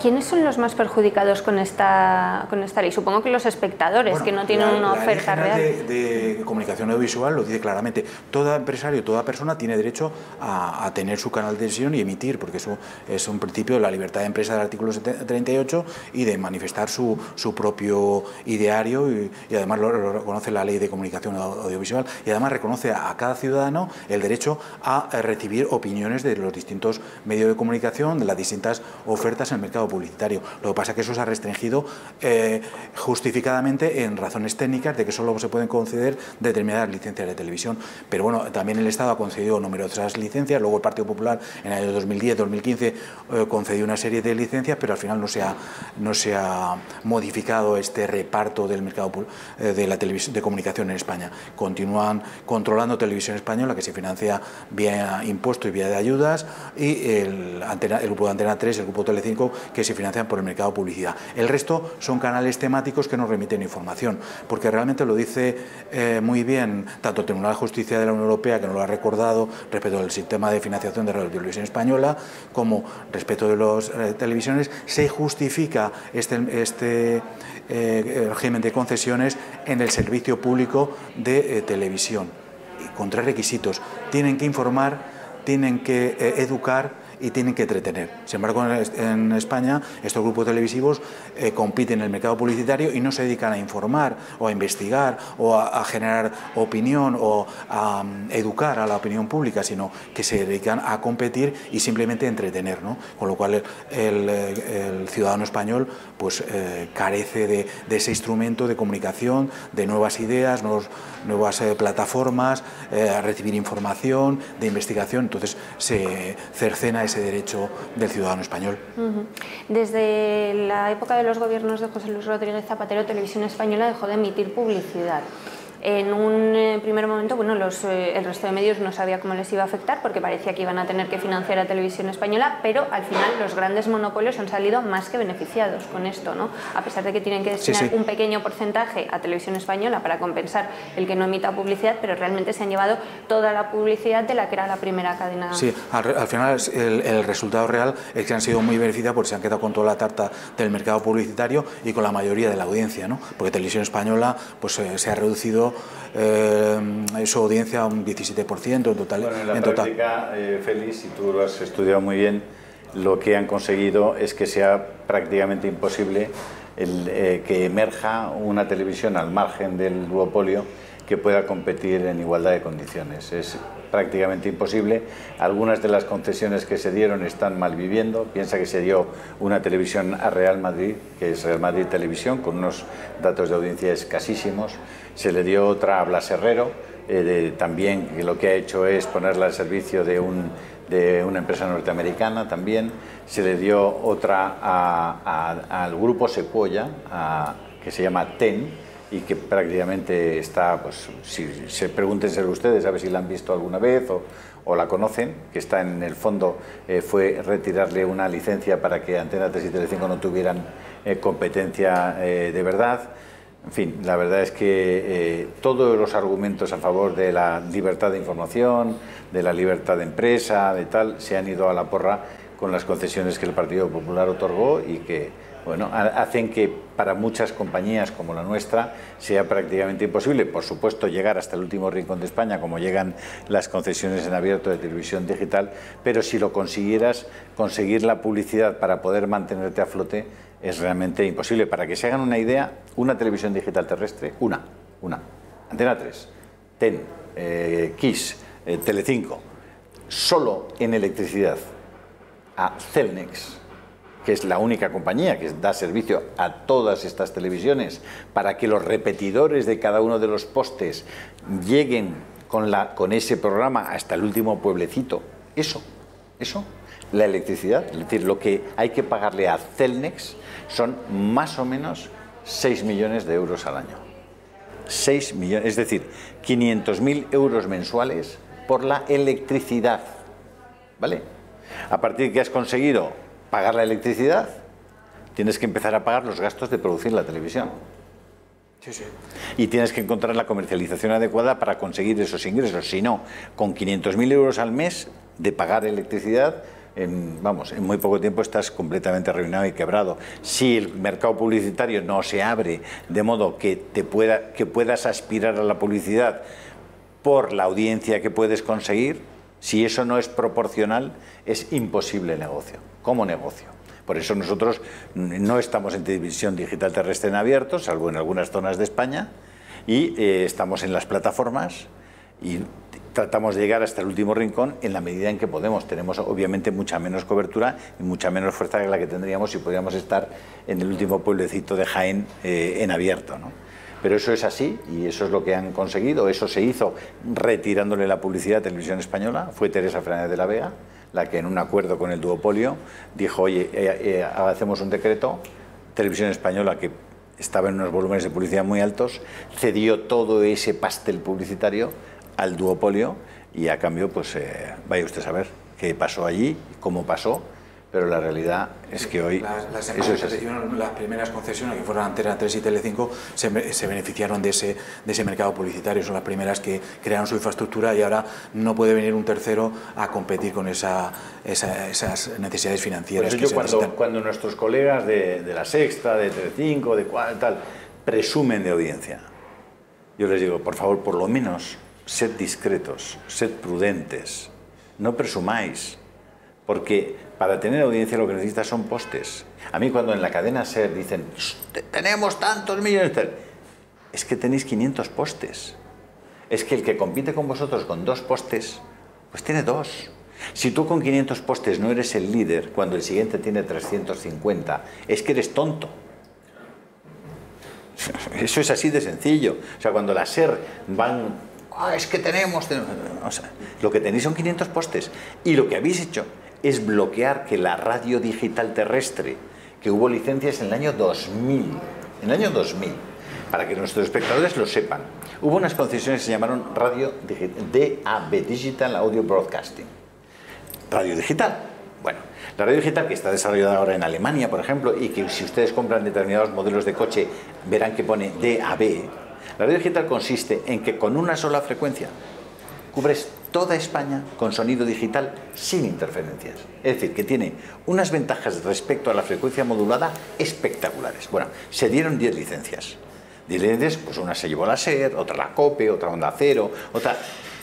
Y nosotros, Intereconomía en ese momento, tuvo una licencia de radio digital terrestre. En ese momento podíamos haber pasado a competir en igualdad de condiciones que la SER, en igualdad de condiciones que la COPE, y en igualdad de condiciones que Onda Cero.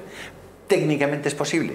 Y hay 10 empresas en España que tienen 10 licencias DAB, que además le hubieran hecho la vida muy agradable a muchos conductores que van constantemente cambiando cuando van viajando porque la señal se va perdiendo, etcétera. La única que no pierdes, o las únicas que no pierdes seguramente cuando viajas, son las de Radio Nacional de España y las de la SER. ¿Por qué? Porque tienen un montón de licencias. Bueno, ¿qué hicieron los operadores de radio en ese momento? Le dijeron al gobierno, ni se te ocurra poner en marcha el DAB, porque en ese momento te matamos.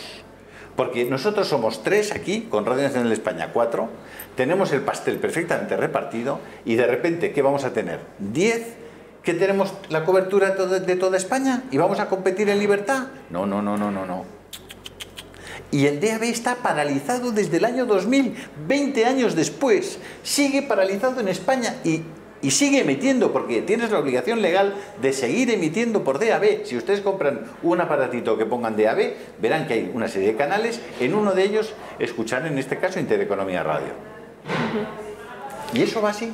Sí. La gente lo tiene que saber. Interesantísimo. Esto tampoco creo que lo vean en ningún otro medio de comunicación. Están viendo en la mesa a Javier de la Cruz, al que voy a saludar. Bienvenido, Javier. Bienvenido. ¿Cómo estás? Muchas gracias. Bueno, nos preocupa muchísimo en el Toro Televisión el asunto de los trabajadores que se encuentran inmersos en un ERTE. Hemos conocido por la ministra Yolanda Díaz que efectivamente se van a prorrogar los ERTE. Esto lo dábamos todos por seguro, Javier.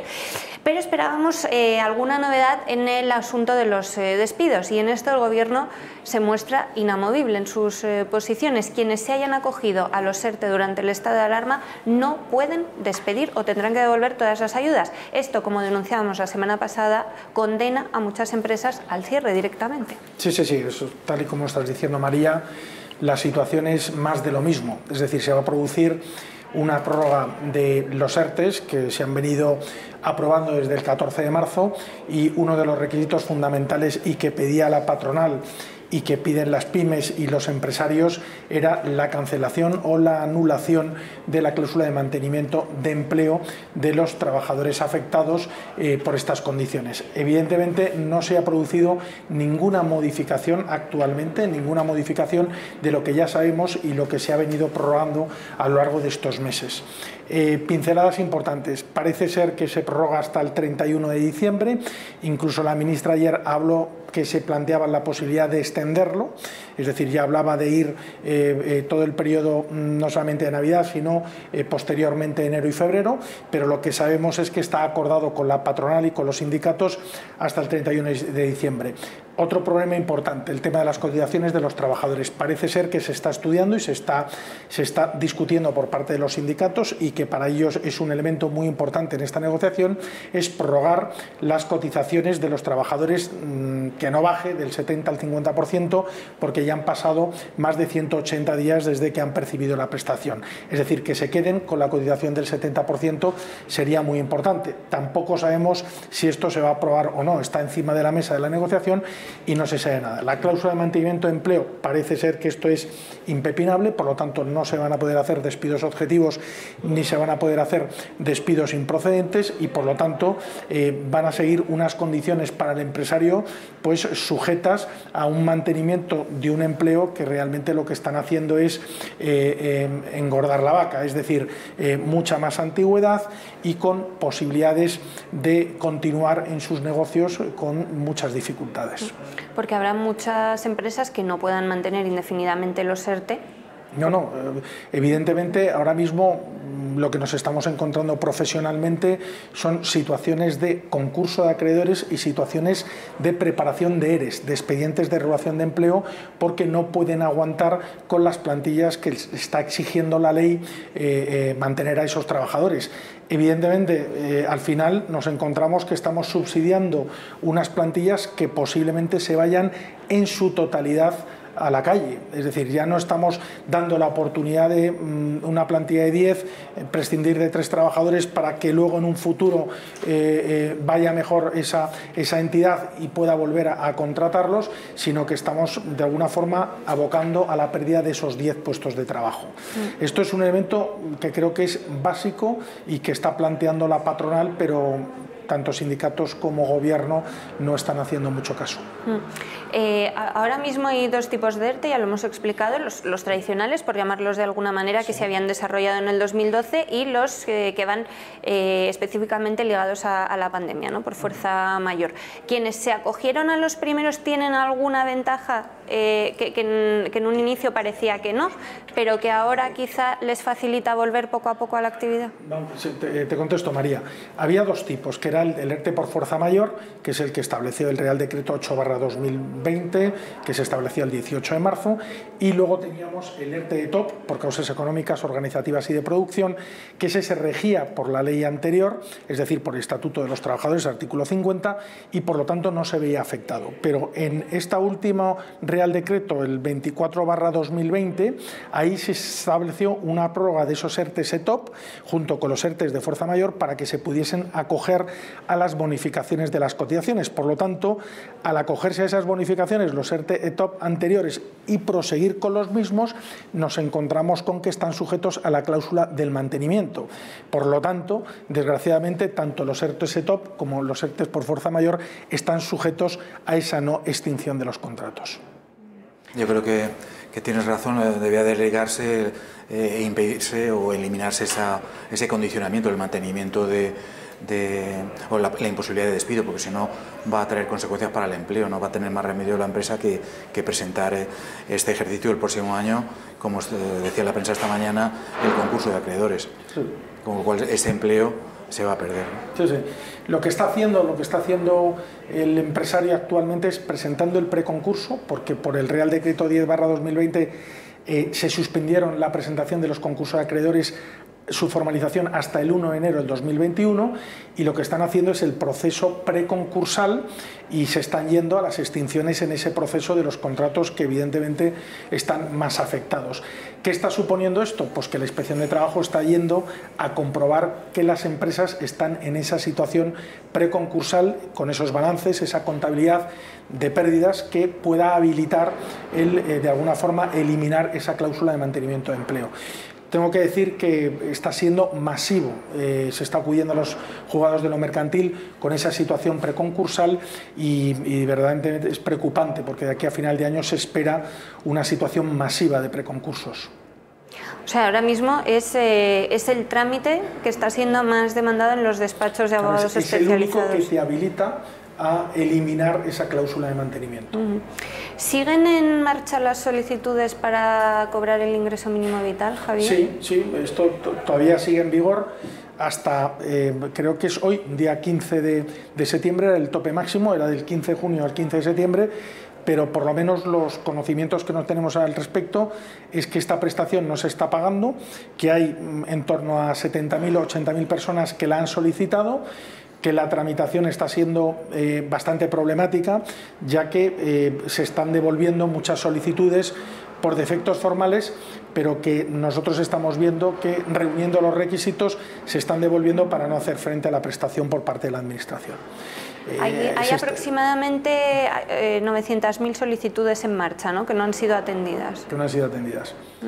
Y en cuanto sí, siempre hemos dicho en Toro TV, y además ha sido yo creo que una argumentación que hemos seguido todos, que era muy difícil que esta prestación se pudiese llevar a cabo con los ERTES y con 700.000 personas como hay pendiendo de esas prestaciones de los ERTES y que no se están pagando de forma rigurosa todos los meses. Si encima metemos una segunda prestación de estas características, en donde ha sido un llamamiento masivo a todo tipo de trabajadores, inmigrantes, etcétera, pues nos encontramos con un colapso muy importante por parte de la Administración en el pago de estas prestaciones.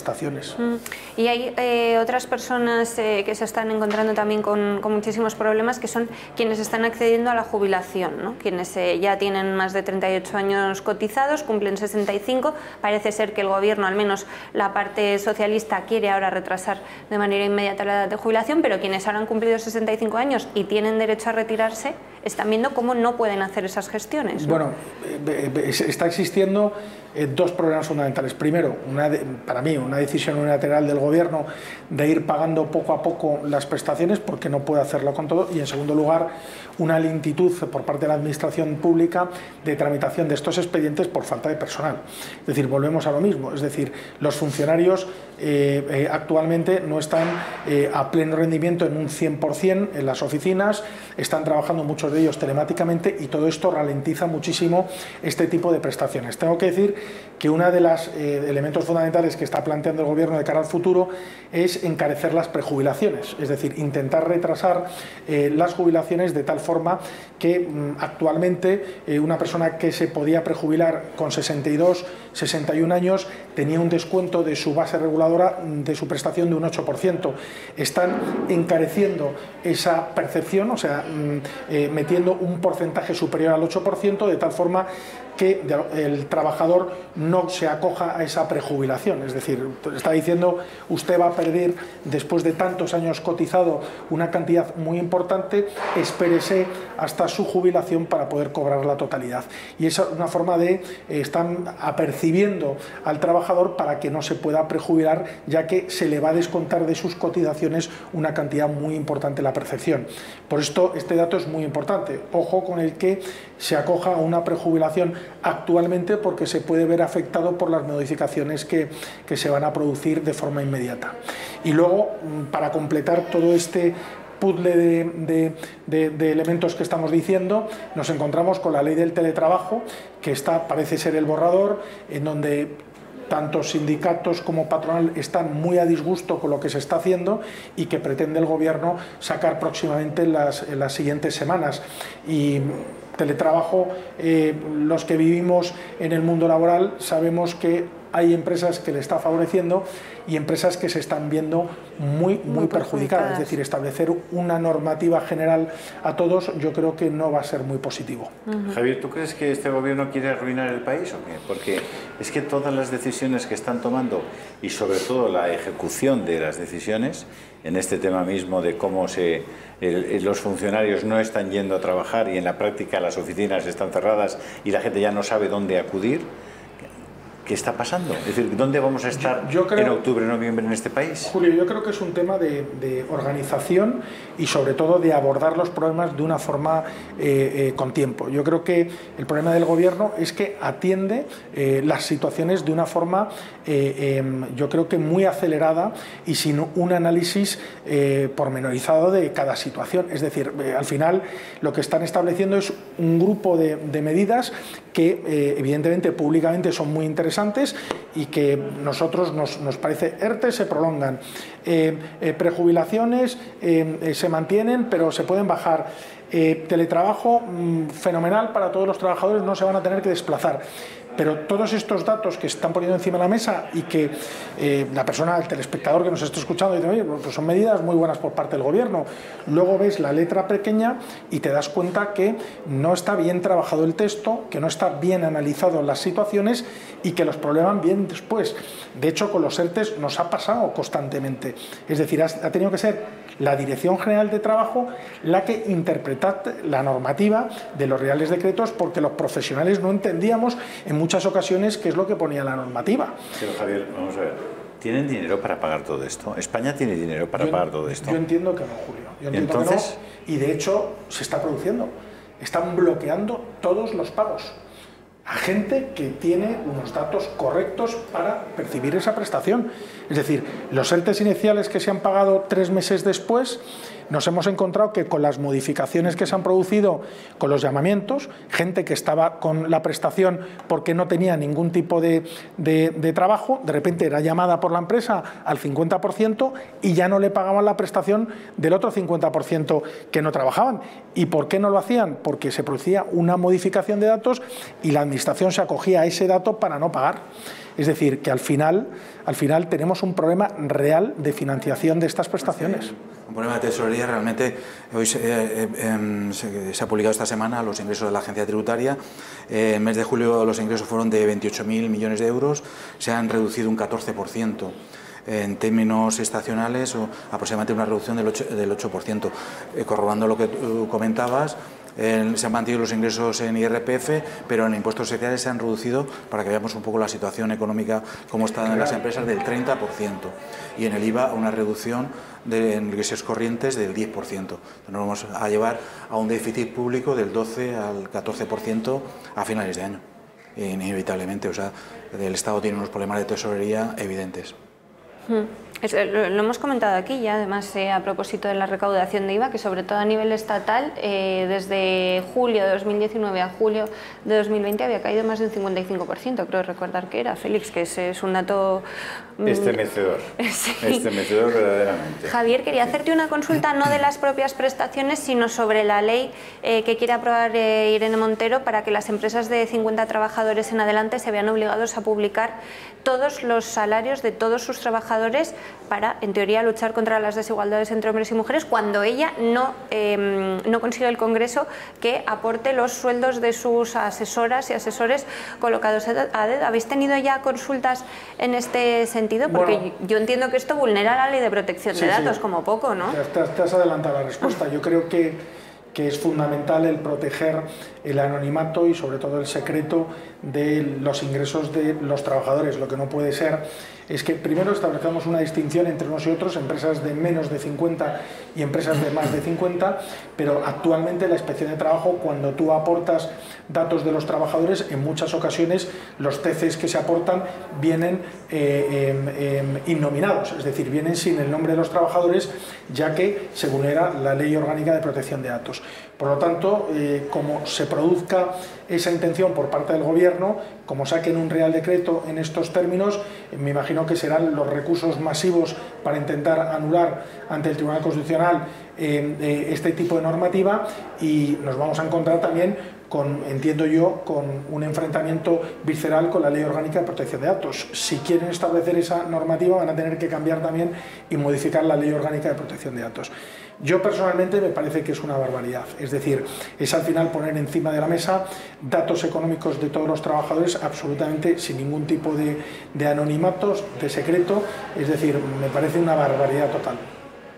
Porque supongo que no están de acuerdo ni los trabajadores, en su gran mayoría. Yo me imagino, eso es además uno de los elementos que nosotros siempre utilizamos, que es proteger siempre la información privada, personal y sobre todo económica de todos los trabajadores. Bueno, vamos a tener que hacer una pausa. En la vuelta vamos a hablar de salud. Ya les introducíamos el asunto de la vacuna del coronavirus que se ha empezado a aprobar este lunes en nuestro país. Van a tener 2 minutos para llamarnos, así que voy a aprovechar y les voy a recordar el teléfono del Club de Amigos, y sobre todo que pueden llamarnos para conseguir el lote España en el Corazón o los 5 tomos de las revelaciones y visiones completas de la beata Ana Catalina Emmerich. Lo están viendo en sus pantallas. Saben además que les estamos regalando ahora, cuando hagan sus pedidos, 2 sobrecitos de mascarillas quirúrgicas. En total, 20 sobrecitos que hasta hoy se habían convertido en... 20 mascarillas, perdón, se habían convertido en 30 mascarillas, 3 sobrecitos. Sí, sí. Y además les pedimos que no dejen de llamar y de adquirir estos libros, porque los van a disfrutar enormemente, van a aprender mucho. Son una obra literaria maravillosa y además te da una información sobre cosas que ya sabemos, pero pormenorizadamente, para disfrutar enormemente. También es un objeto de regalo maravilloso y no dejen de adquirirlos. Están apoyando a esta casa al adquirirlos. Es verdad que no los pueden adquirir en ninguna otra parte, porque nosotros hace años que decidimos que valía tanto la pena poner esto en la calle y que la gente pudiera acceder a él, que lo hicimos con muchísimo gusto. En fin, y el tema de España en el Corazón, pues ni que decir tiene. Estos son los sobrecitos, que son efectivamente 3, no 30 sobrecitos, vienen 10 en cada uno. Las mascarillas quirúrgicas que para todas las personas que adquieran a partir de hoy, y bueno, hicimos una promoción durante el fin de semana, que dábamos 30, volvemos a nuestras 20 mascarillas a partir de hoy, que es regalamos 20 mascarillas a todas las personas que adquieran estos libros o estos productos. Y sobre todo, háganse amigos, socios del Club de Amigos, porque les necesitamos y porque podemos hacer un producto cada vez mejor y más competitivo. Se lo pedimos de corazón a todos aquellos que todavía no hemos logrado convencer. Y los que ya no tienen es Javier de la Cruz ni Don Félix. Que ya tienen las 2 colecciones. Los que ya hayan conseguido la colección de la beata Ana Catalina, pero no tengan todavía el lote España en el Corazón, les recuerdo también lo que les vamos a enviar a sus casas: el llavero y la cartera, que ya todos los que estamos en esta mesa los utilizamos de manera habitual, la corbata, que ya llevas puesta, siempre, nuestro uniforme de redacción abierta. Vamos a conseguir hasta que se la ponga don Antonio Burgueño y Josep María Francas. Eso es. Sí, sí. Y la historia de España contada con sencillez de José María Pemán, en el que van a... Que es una delicia auténtica. Encontrar nuestra historia justamente entroncando contada con con lo de sencillez. Alfonso X el Sabio que decíamos al principio, que hoy Eso es te iba a decir. aniversario de cuando Alfonso X el Sabio conquista Cádiz y bueno, pone digamos, una pica para parar digamos, el dominio musulmán en todo el Atlántico, y la verdad es que la hazaña de Alfonso X el Sabio es para considerar y para estudiar. Bueno, esa es una de las cosas que sin duda podrán ver y pueden recordar en el libro de Pemán, que va con nuestro España en el corazón. Así que aprovechen estos 2 minutos y llámenos al 916162464. Nos pueden escribir un email a club@eltorotv.eu o entrar en nuestra página web clubdeamigos.eltorotv.com, desde donde además pueden darse de alta en el Club de Amigos. Esa es la manera más rápida, porque ustedes mismos, rellenando un formulario, generan el alta de manera automática. En poquitas semanas les llegan los carnets a casa y ya son oficialmente miembros de esa gran familia que formamos los trabajadores del Toro Televisión con los socios de nuestro club, que por cierto ya tiene perfil de Instagram, lo están viendo también, @Club de Amigos Toro TV. Volvemos enseguida.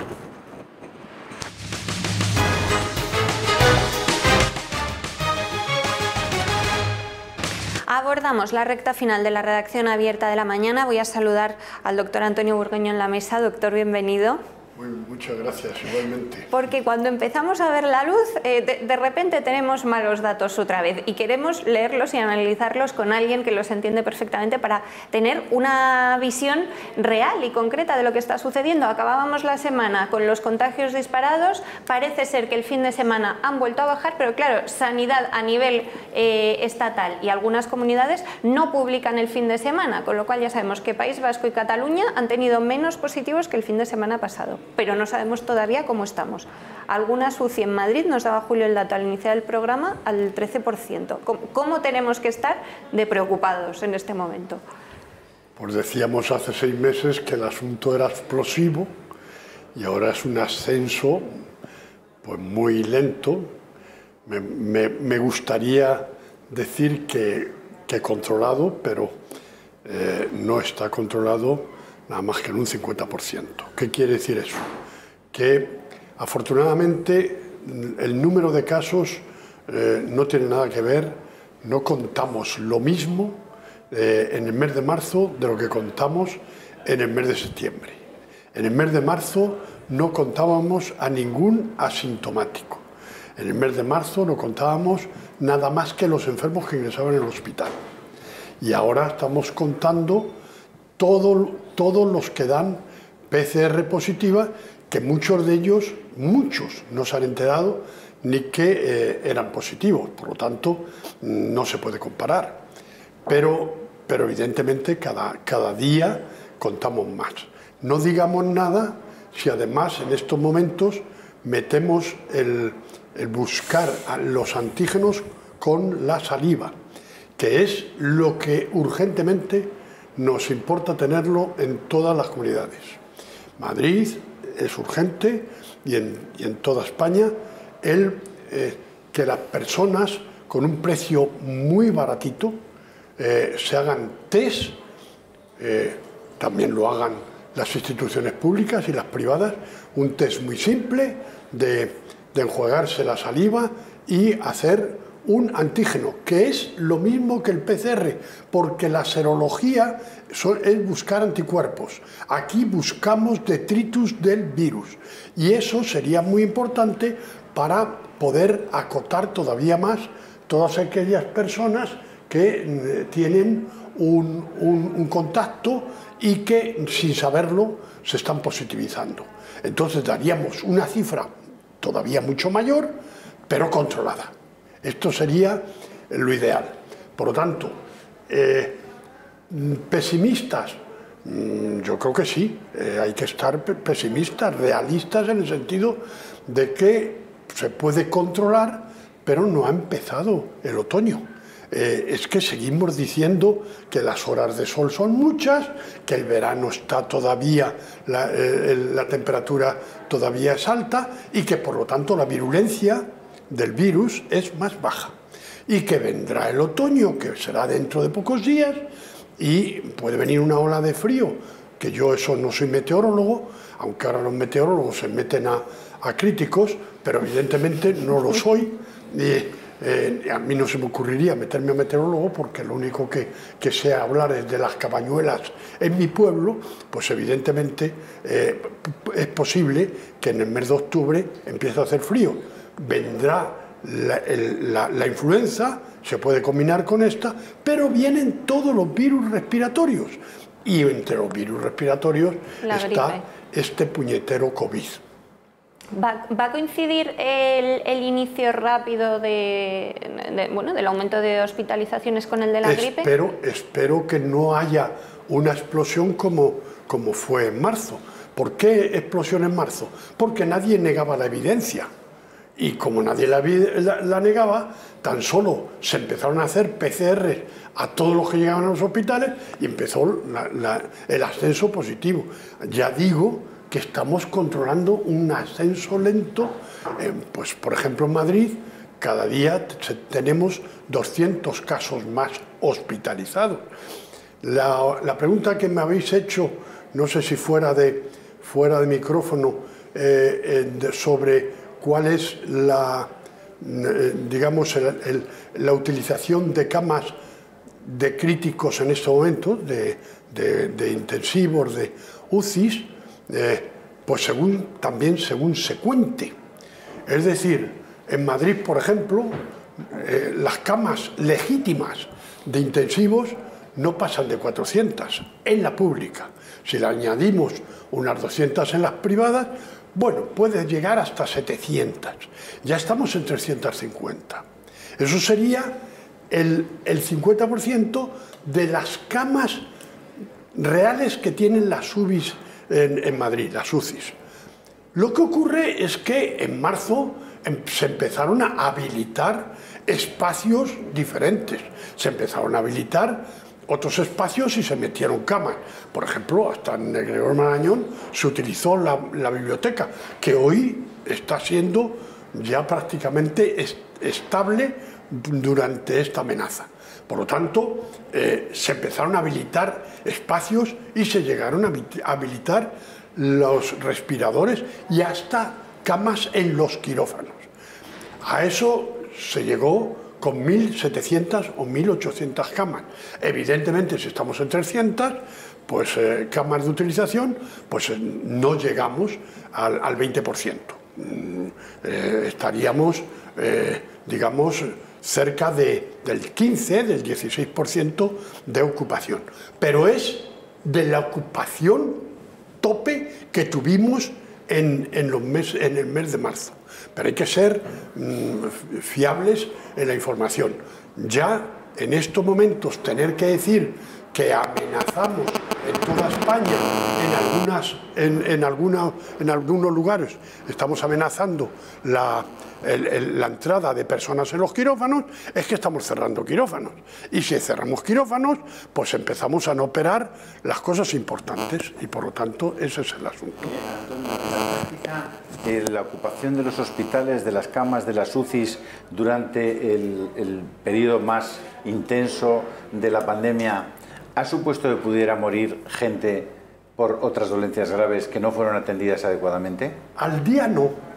Al día, es decir, este enfermo ha muerto porque no ha tenido la intervención. No, a mí no me consta. Y además, esto se habla mucho. Segunda pregunta. Pero sí que te puedo decir que las consecuencias del entorno COVID han sido para muchos enfermos de otras cosas que se fueron empeorando y que ingresaron. De esos conocemos todos. A nosotros nos han dado el dato esta mañana de que el Hospital de Guadalajara tiene las UBIs ya saturadas. El Hospital de Guadalajara tiene las UBIs saturadas. El Hospital de Guadalajara tiene 20 camas de UBI. Bien. Y claro, pues ya está saturado. Pero si tiene 20 camas de UBI será porque habitualmente en Guadalajara 20 camas de UBI es razonable. Es medianamente suficiente, ¿eh? Correcto. Porque lo que hemos demostrado es que este sistema sanitario era raquítico. estaba muy mal diseñado en camas críticas concretamente. Es decir, exactamente Alemania no se ha despeinado para tratar a los enfermos en crítico. ¿Y por qué? Porque donde nosotros tenemos en estos momentos en España unas 3.500 camas, en España 3.500 camas destinadas en lo público a intensivos, Alemania tiene 12.000 y ha aumentado hasta 24.000. Por lo tanto, no se ha despeinado. Antonio, en octubre o noviembre habrá que poner en marcha IFEMA de nuevo, el hospital de IFEMA. Sin duda, seguro, porque yo creo que para entonces la idea de la presidenta, desgraciadamente... La presidente, porque es un ente que preside, no hay entas que presidan. Gracias por la corrección. De nada, amigo mío, pero es que aquí es que le tengo verdadera manía a que la gente diga cosas que no son... Estoy totalmente de acuerdo. La presidente no me gusta llamar a mis colegas, hoy mayoría en mi profesión, no me gusta llamarles médicas. Me encanta llamarles médicos. Por lo tanto, me encanta... La presidente, bueno, la que preside. Bueno, pues entonces la presidente ha tenido una magnífica idea, que algunos no la entendieron, pero es posible que no lo tengamos hasta finales de noviembre o quizá en diciembre. Por lo tanto, IFEMA se pondrá en marcha y se puso en 24... O sea, que tú crees que se pondrá en marcha. Siguiente pregunta. Perdona que te lo hago muy rápido porque es que nos quedan 5 minutos de programa. Vamos a ver, la mediana de las personas que han fallecido por COVID, según los datos que nos daban este viernes pasado, son 86 años. 86 años de mediana de edad, entre el que más joven y el que ha muerto mayor. La moda de la media debe estar entre 80 y 82 años. Mi pregunta es, ¿las residencias de ancianos se están preparando para esta segunda ola como deberían prepararse? Pues yo creo que las residencias de ancianos empresarialmente han hecho una remodelación, digamos, de la actividad, y han cerrado las puertas a las visitas. Todo esto lo han hecho muy bien. Han sabido aislar a los ancianos en los positivos. Yo creo que las empresas han hecho su tarea. Dudo que el sistema sanitario haya hecho la suya.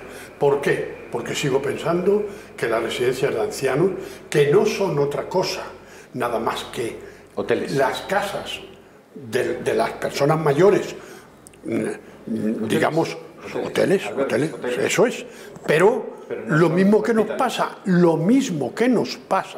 con el sistema sanitario de primaria, que no son los médicos, que cada vez que digo esto, los médicos se me sublevan y dicen que los critico. No, es que se creó un sistema y un modelo de primaria en el año 1900, en la Ley de Sanidad de 1986, un sistema de primaria, los del equipo de salud, que olvidaron el domicilio. Y como olvidaron el domicilio, también olvidaron el domicilio de 50 personas asiladas. Y por lo tanto no han estado protegidos los ancianos por sus médicos. Y sus médicos son los médicos de primaria. No han sido los médicos que tienen razón en que necesitan mucho más en este momento. No les quito la razón, pero evidentemente el modelo ha fracasado. Ya estaba fracasado en el año 91, 5 años más tarde, porque fue un fracaso de diseño y de imaginación. María, si me permites, antes de que nos vayamos, aparte de dar las gracias a Javier y a don Antonio, a don Javier y a don Antonio, pues yo quiero lamentar los incendios de Orense, que en este momento parece que están arrasando 3.000 hectáreas en la provincia de Ourense y son 11 fuegos diferentes. Seguramente es una casualidad que en 11 sitios distintos haya prendido fuego, ¿no?, al mismo tiempo. Es como lo del virus chino, que es una casualidad que salga en el mercado de al lado del laboratorio. Que ya el gobierno dice que claramente el gobierno de Galicia ha llegado a la conclusión ya de que si hay 11 fuegos a la vez en 11 sitios diferentes, ha llegado ya a la conclusión del gobierno de que son provocados. Pues está muy bien, están ganando muchísima vivacidad los gobiernos últimamente, ¿no? Digo yo. Nos fin, quedan 2 María, minutos y como necesitamos uno para despedirnos hoy con música, que queríamos Sí, es hoy verdad, terminar el programa en maravilloso. nuestro Sí, set sí, con sí, música, sí. pues antes aprovecho y les recuerdo las maneras de contactar con nosotros, que las están viendo además, el teléfono 916162464, el email club@eltorotv.eu o nuestra web clubdeamigos.eltorotv.com. Y gracias a que están ustedes detrás, nosotros seguimos aquí haciendo nuestro trabajo, espero que durante muchos años. Y no hay cosa que les moleste más al señor Sánchez y al señor Iglesias que a esta casa le vaya bien. Así que les animo enormemente a que hagan que esta casa le vaya bien y pueda crecer, porque si no, una voz importantísima se apagará y una voz que permite que muchísimas personas se sientan respaldadas y se sientan acompañadas. Así que hagan el favor de hacer esa llamadica, que les aseguro que van a sentirse orgullosos de ser nuestros patrocinadores y, como les digo a la gente con la que me encuentro por la calle, nuestros jefes, porque ya tenemos miles de jefes a los que les damos las gracias desde aquí. Sean ustedes nuestros jefes y hagan esa llamada. Gracias a todos los espectadores, gracias Javier, gracias doctor, y lo prometido es deuda, nos despedimos con música. Hasta mañana. Tu